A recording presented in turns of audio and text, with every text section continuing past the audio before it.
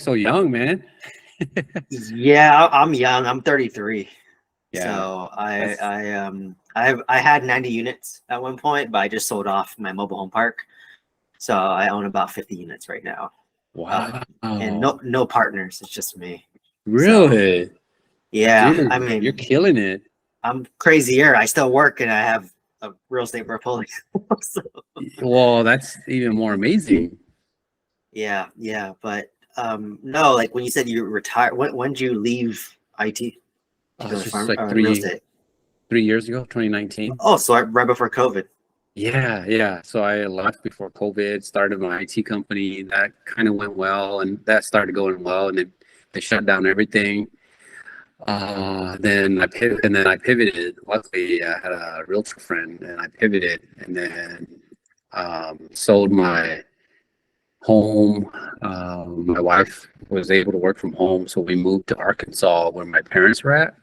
Oh, Um, yeah, so we're in Northwest Arkansas, Walmart corporate headquarters, and then yeah, and then we just started investing in real estate. I don't have anything, any portfolio like you by any means. I'm totally interested to learn how you got there, uh, being so young and still working full time.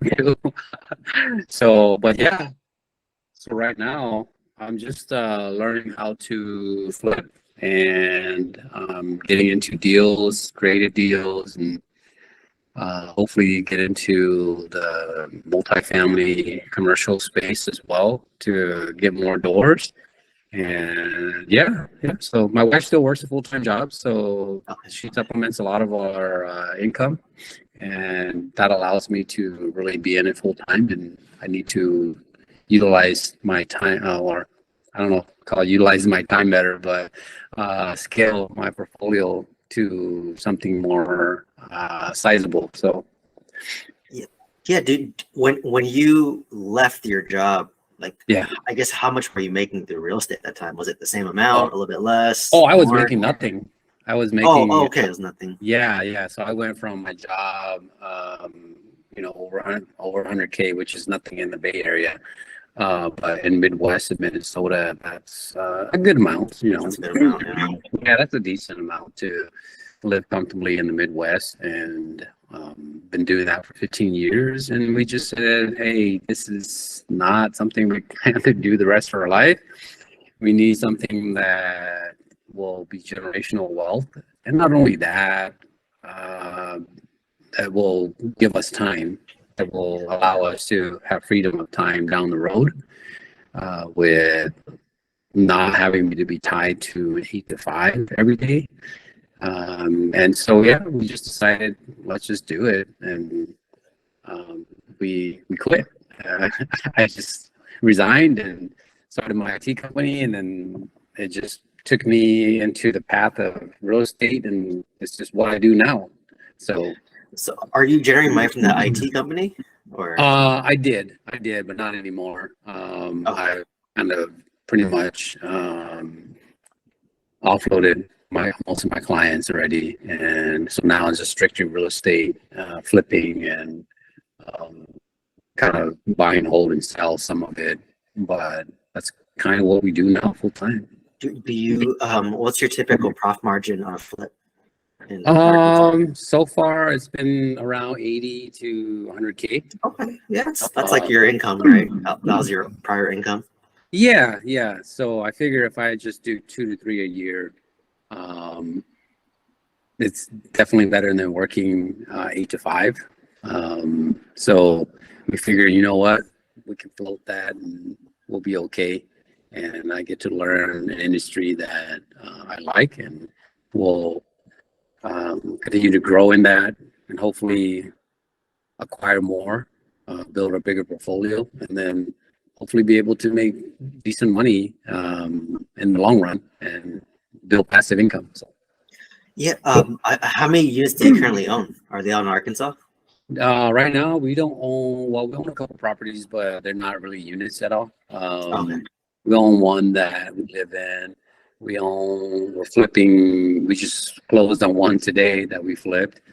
And then we've got another one that we're closing. Well, we're finishing up soon here. Hopefully, it'll be listed on the market by the end of the month. Not this month, but hopefully by then November. We got a new single family build coming up, and then yeah, and hoping to just get a couple more flips. This year we've sold a home earlier in the year, so. And then my quadplex, I had a quadplex up in Minnesota that I did a lease to own to another buyer.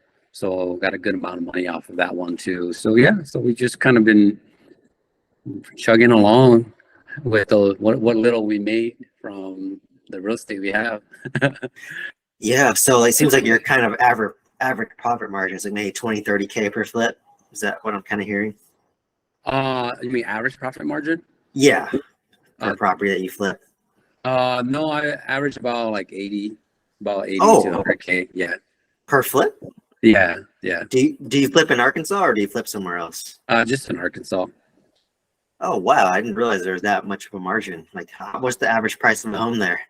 I think in the town that we live in, it's roughly about 450, but in the surrounding area, it's between 200 to 300.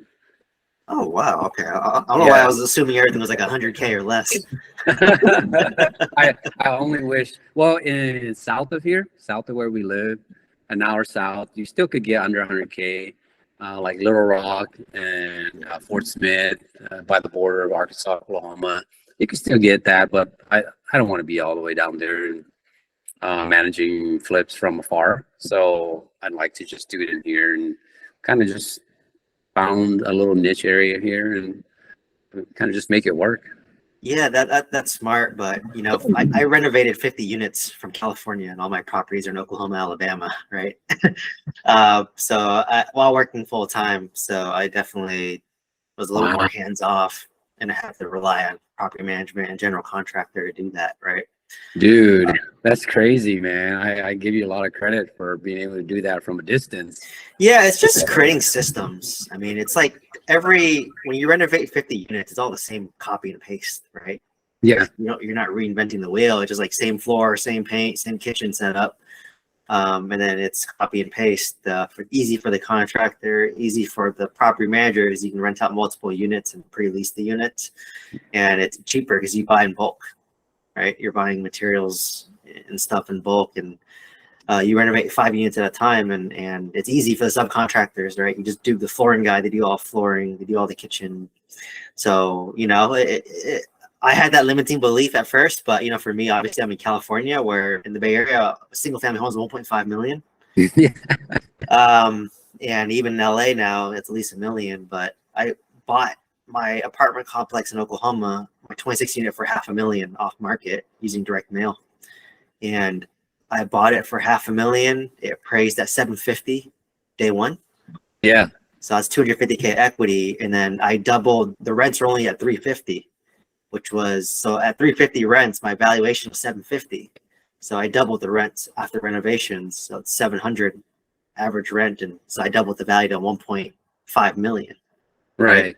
And I put in about $300,000 in the deal. So I'm all in for 800,000, and it's probably worth 1.5, 1.6, 1.7. Which city in Oklahoma? Oklahoma City. Oh, okay. Did you buy that during COVID or pre-COVID or just recently? During COVID, hard COVID. Okay. Yeah. So, I bought 80 units in 8 months during COVID. So wow. Yeah, I took my high equity single family homes in California. So I own like 3 or 4 single family homes in California, and all of them appraised by $500,000 each in about 3 to 4 years. Yeah. And then when interest rates drop, I just did a huge cash out refinance and pulled out like 1.2 million, and I just bought like 80 units in the Southeast. Wow. Okay. So that's how I scaled so rapidly, right? But it was thanks to my high equity single family homes in California. Like, people bash on California, but like, dude, like, where else will you get $500,000 in equity just doing nothing? That's like crazy. Yeah. So it's crazy now. Interest rates being 8%, it's unaffordable. But yeah, it's that's why I like Oklahoma or like the Southeast. It's like, you get $500, $700 rent. Times that by like 26 units, and You get about $18,000 a month in gross rents. Yeah. But yeah, it took me about 2 years to finish renovating my 26 unit. I got a 20 unit as well. And then my mobile home park, I ended up selling that one for a loss. Because Oh yeah. mobile home park, yeah, mobile home park was way too big. It was over my head. It was way too big of a project for me. And the person that sold it to me kind of oversold it a little bit. Oh And really? I just said it's not worth it. I'd rather do apartments. Like mobile home park was way too much more work compared to apartments. Sure. Apartments easy. You just renovate the unit and then it just rent it out. That's it. Yeah. Right. As Just long get as a property manager. yeah, but mobile home, it's just like if you renovate the mobile home, it's not as durable compared to like a No, apartment or a house. absolutely not. So like if the tenant like trashes it after they leave, then it's not like you have to fix it again. Whereas apartment, it's a little more durable. Yeah. So, and that's what I kind of got burned a little bit. And, you know, it was shiny object syndrome. I just heard, mobile home parks are cash cows, but man, you need a lot of capital. You need a huge team and you can make money, but it's a lot of work. Like, yeah, I had to be full time if I want to make that mobile home park work, and then probably needed triple the capital that I brought to the deal. Versus apartments, it's just like, oh, these are so easy. Like I spent most of my time on my mobile home park, not much time on my apartments, but my apartment did amazing. And that's when I knew this one takes less time and effort and maybe more money. I gotta do more of this. Nice. And then the mobile home park was taking more time, effort, and lost money. Like, doesn't make sense. So I just unloaded that. And then, so now I'm like doing well, but when I had the mobile home park, I was bleeding 10K a month just on that park. And then once I got rid of it for a loss, which is okay, but now I'm not losing 10K a month, right? Just not losing 10K is huge. But yeah, so apartments are nice. I really, really like it. It's a little bit more headache, obviously, managing it. And my 20 unit, it's in Enid, Oklahoma. But where is it? Enid, Oklahoma. It's kind of more up north. Enid? Yeah. Okay. That one is a little bit rougher. Like I'm having issues with bed bugs in that one. Because the tenants, we moved out a lot of tenants, but some of them were letting homeless people stay the night. Oh. Yeah. Wow. And then basically, that's what leads to bed bugs. And once you have bed bugs, it just moves, right? You fumigate one unit and they move to another unit. And so that one, that one's a little bit more my problem child right now. But I mean, I'm getting like 9,000 gross from that one. So I mean, still doing pretty well. I bought That's nice. Yeah, I bought for 350. I bought for 350, put in about 100 in to renovate it. So on for 450, and I'm getting about 9,000. But my interest rate's like 7%, so my loan's kind of high. Oh, okay. But once interest rates drop in a couple of years, like you just refinance it, lower it to like a 4 to 5. Yeah, I mean, as long as the debt it covers the debt service, the majority of it, I'm assuming it covers most of it, and you probably still net. Do you net 9,000, or is that your gross? No, that's gross. That one I probably net maybe 1,000. But if I have like a bed bug unit, I need to fumigate. I cost like $700. So so I kind of call it like a break even for the most part. Like it's self-sufficient, right? Yeah. And I have 2 units vacant, and like I said, if I rent out the last 2 units, and then if I lower my rate in like 2 years, then like it's gonna cash flow, right? And then absolutely. But that market, rents are around 500. It's not as good as like Oklahoma City. Yeah, because it's a little bit farther north. Yeah, it's a little further north, but it's near I think like the Stride Bank Center, something like that.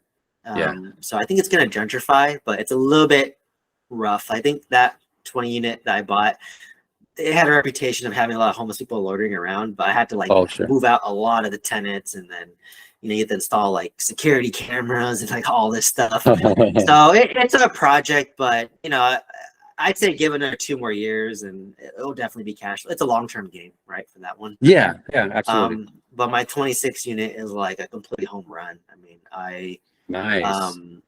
I'm getting 18,000 gross from that one. Wow. And my loan's only like 1,900 a month on that property. That's crazy. So yeah, you do the math, about half go to expense, 9,000, and then you minus, let's say, 2,000 for The loan, I'm netting about 7-8K on that property. That's a heck of a deal, dude. Yeah, and then plus it made me about $750,000 of equity on top of that. Yeah, Right. yeah, So just definitely. like one deal is all it takes to like really like that's if you own that asset, I mean that covers all your expenses and where you're living, right? For me, I mean it's expensive here, but just one deal is all it takes, right? Like Yeah, it's kind of carrying the team, but it's kind of covering my other properties and my single family homes in California are all cash flow negative because I pull out so much money out of it. yeah, So it's kind of like a little bit self-sufficient. That's why I still have to kind of work a little bit.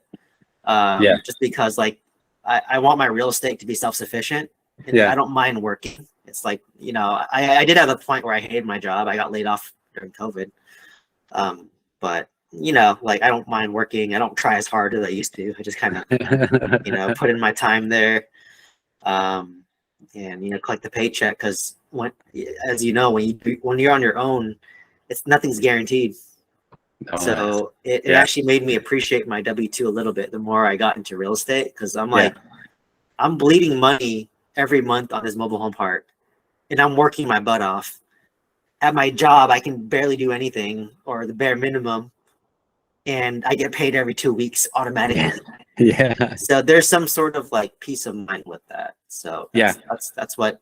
But yeah, at this point, I can be financially free, like what you Hmm. did, Yeah, and then replace a good chunk of my income sure, sure. with that. So yeah, Well, that's nice, man. I mean, you so it's just jumped doable. in and you just jumped. You're brave. You just jumped in and just picked up some big properties and just kind of.